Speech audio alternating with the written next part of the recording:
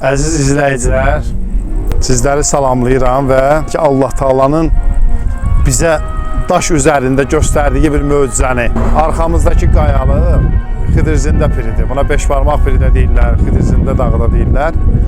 Burada Allah Taala bir möcüzə qoyub. Daşların üzərində ən böyük rəssam Allahdır, ən qiymətli şey vaxtdır, zamandır. Bunu heç kəs unutmasın, hamı yadında saxlasın.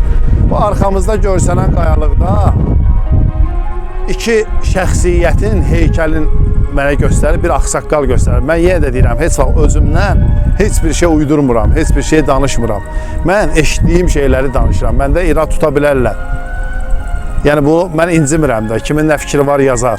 Kim yaxşı fikir versə görəcək ki, aşağıda da belə kitab da ağzı açıqdır. Yəni göstərir orada, yuxarıda da ki